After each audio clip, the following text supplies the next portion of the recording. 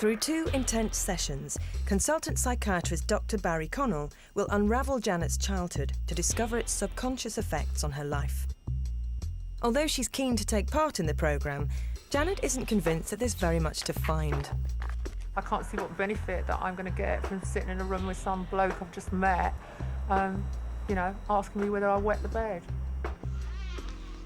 Hello there. Hi. How are you? Nice to see you. Fine. Right, can I sort this mic out? Despite her doubts, look, Janet Street Porter has never shied away from a lively debate. Before the first session is even started, it's clear that Dr. Connell isn't in for an easy ride. Hi there. Hi.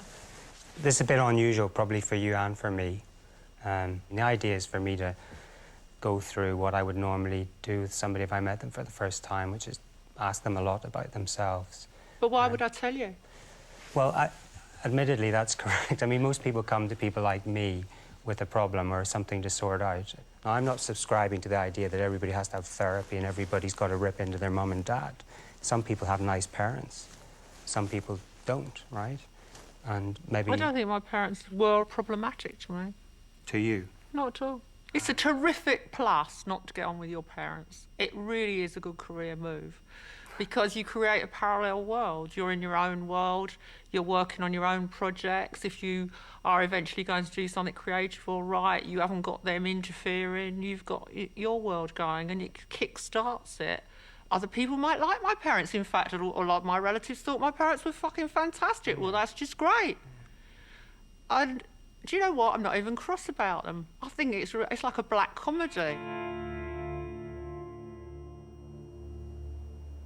In between her sessions with Dr. Connell, Janet will revisit the most significant places from her childhood to see what memories can be unlocked. Her story begins in Fulham in South London, where she was born as Janet Bull on the 27th of December 1946.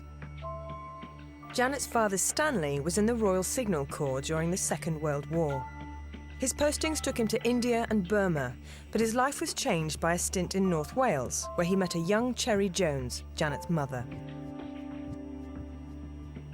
After the war, they settled in Fulham, near to where Stanley had been brought up. At the time, Fulham was a very working-class area, but times have changed.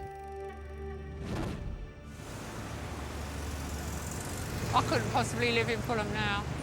It's full of ghastly people who've got au pairs, nannies. This is very, very expensive real estate. Right, if you want to see how bijou Fulham has become, look at that. That is totally not Fulham. They've taken out the nice Edwardian tiling, put in black and white, and look, we've got a kind of arbour.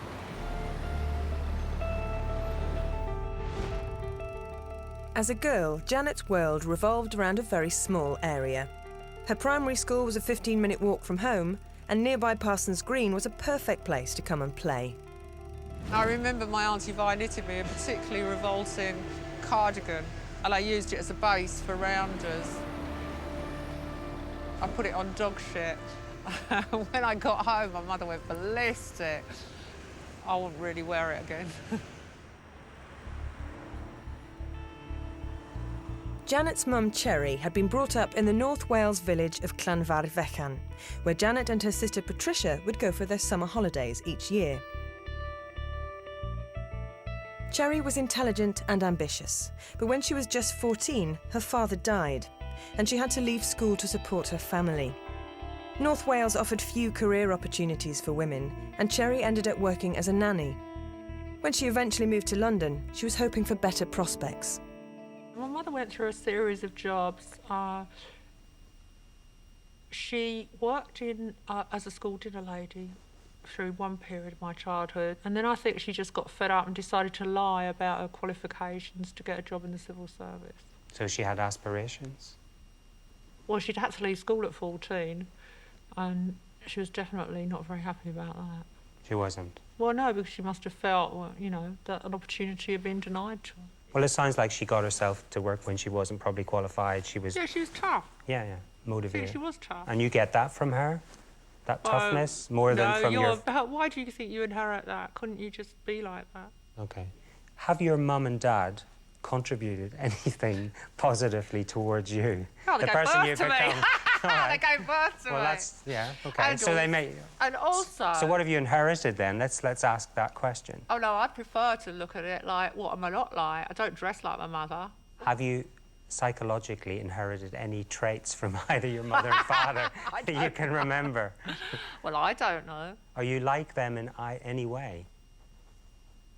I don't know. Because You see, I mean, but I think people sort of hearing you, most people will be sort of quite surprised. They'll think she can't say anything about them. She can't say how she's like them or not like them in any way. That's really quite sort of noticeable, I think. I'll tell you what's really fascinating about my mother, that she was a different person when she wasn't with us. So that might imply at some level you guys were some sort of burden. She couldn't handle you.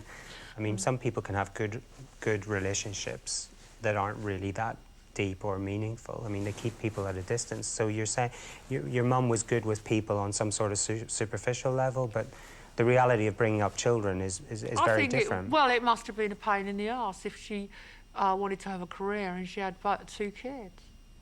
Much the I way mean, she you said to my sister she hadn't wanted to have her. This first session, Janet walks into the studio and I'm going, whoa. You know, she sort of just about acknowledges me. And I was aware of feelings within me that might, you know, how dare she sort of treat me like this? And, you know, I've got to stand up for myself and maybe be a bit harsh back. Now, she's engendering that in me. A psychotherapist would observe that, as I did, not act on it.